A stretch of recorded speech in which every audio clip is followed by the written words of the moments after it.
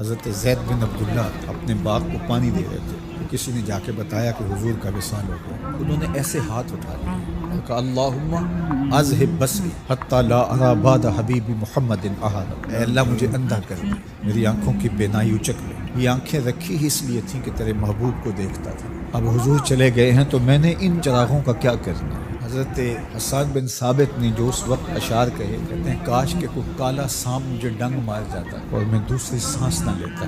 اور حضرت سیدہ فاطمہ کے جو قلب اطہر کی کیفیت تھی، صبت علیہ مصائب لو انہا صبت علی الایام سرنا لیالیا، میرے اوپر جو مصیبتیں ٹوٹ پڑی ہیں وہ اگر دنوں پہ ٹوٹ پڑتی تو وہ کالی راتیں بن جاتی۔ حضرت عمر رضی اللہ تعالی عنہ تلوار نکال کے کھڑے ہو گئے، کہا کہ جس نے کہا نا حضور کا انتقال ہو گیا میں اس کی گردن اڑا دوں گا۔ تھوڑی دیر بعد حضور پرانی حالت کی طرف پلٹ آئیں گے۔ اب یہ کیفیت کتنی حساس تھی۔ ادھر منافقین نے چال چلنا شروع کیا، انہوں نے کہا اب حضور کے دم سے ساری رونقیں تھیں، اب وہ چلے گئے تو اب کس نے نمازیں پڑھنی، اب کس نے روزے رکھنے، اب کون جہاد پہ جائے گا۔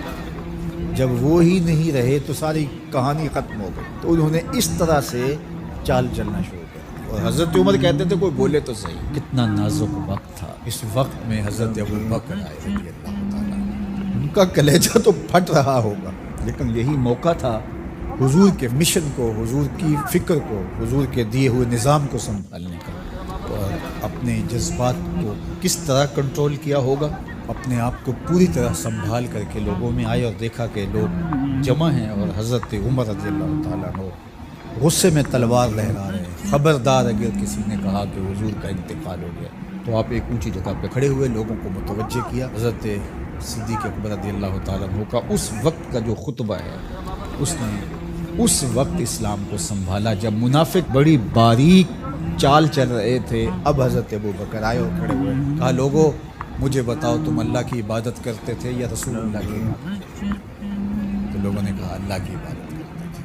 تو کہا اللہ آج بھی زندہ و موجود ہے، اللہ کل بھی زندہ و موجود ہے، وہ حی ہے لا یموت ہے، اللہ اکبر۔ پھر انہوں نے وہ آیت کریمہ پڑھی وما محمد الا رسول قد خلت من قبلہ الرسل، اور صحابہ فرماتے ہیں ہمیں لگا کہ جس طرح یہ نازل اسی وقت کے لیے ہوئی تھی۔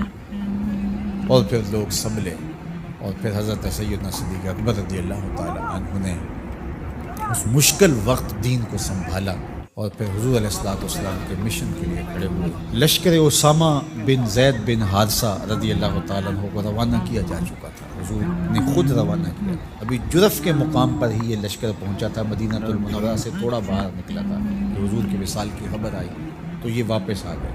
تو بعض صحابہ نے کہا کہ اب مدینہ المنورہ کے حالات وہ نہیں رہے، اطراف کے اندر قبائل سر اٹھا سکتے ہیں جو دبے ہوئے تھے، اب حضور کے وصال کی خبر پھیل گئی ہے تو کوئی مدینہ المنورہ پر حملہ نہ کر دے، اور بہترین جنگجو اس لشکر میں شامل ہیں، تو اگر حملہ ہو گیا تو پیچھے سے دفاع نہیں ہو پائے گا، تو لہٰذا اس لشکر کو حکمت یہ ہے کہ روک لیا جائے۔ حضرت صدیق اکبر رضی اللہ تعالیٰ عنہ نے کہا کہ نہیں، یہ حضور کا روانہ کرتا ہے جا کے، بلکہ آپ نے تاریخی جملہ کہا کہ اگر مجھے یقین ہو کہ جنگلوں سے جانور آ کے ہمارے جسم کی بوٹیاں بھی نوچ کے کھا جائیں گے، یہ لشکر پھر بھی روانہ ہو۔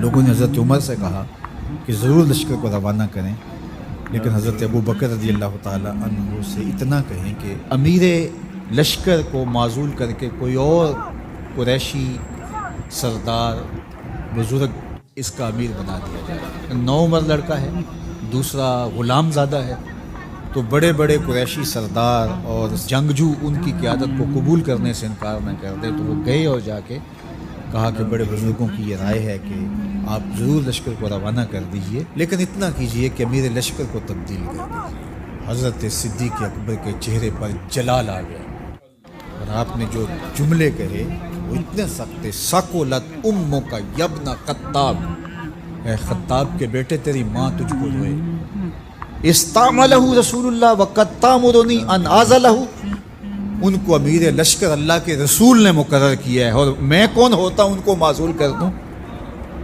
کہا لشکر جائے گا اسامہ بن زید کی قیادت میں جائے گا، جس نے جانا ہے جائے، جس نے نہیں جانا میں کوئی پرواہ نہیں، چونکہ ان کو امیر لشکر اللہ کے رسول نے مقرر کیا۔ اللہ اکبر۔ پھر جب لشکر اسامہ کو روانہ کیا حضرت صدیق اکبر نے تو حضرت اسامہ کے گھوڑے کی باک اپنے ہاتھوں سے پکڑی اور اسامہ کو اوپر سوار کیا رضی اللہ تعالیٰ اور نیچے ساتھ پیدل چلے، اللہ اکبر، اور ساتھ یہ کہتے جاتے تھے اسامہ تو وہ ہے جس کو میرے رسول نے مقرر کیا، اور پھر یہ لشکر کامیاب اور بامراد ہو کے لوٹا۔ تو یہ سیدنا صدیق اکبر رضی اللہ تعالیٰ عنہ کا حضور علیہ السلام کے فیصلوں کو من و عن قبول کرنے کا جذبہ تھا، جس انداز سے انہوں نے حضور علیہ السلام کی فکر پہ پہرا دیا، حضور کی تعلیمات کو اجاگر کیا اور حضور کے فرمان کو حرف آخر سمجھا، اور اس کے بعد انہوں نے اپنی رائے کو وہاں فنا کر دی۔ صلح حدیبیہ کا موقع آیا تو 1400 اصحاب تھے، قریش نے کہا ہم عمرہ نہیں کرنے دیں گے، تو وہاں سے ایک معاہدے کے ذریعے واپس آنا ہوا۔ تو حضرت عمر نے کہا ابو بکر ہم دب کے صلح کیوں کریں، صلح کی شرائط تو برابر کی ہونی چاہیے۔ تو حضرت ابو بکر صدیق کا صرف ایک لفظ دیکھیں، انہوں نے کہا عمر کیا یہ صلح نامہ حضور نے قبول کیا ہے؟ کہا کیا ہے، کہا ہوا رسول اللہ، کہا وہ اللہ کے رسول۔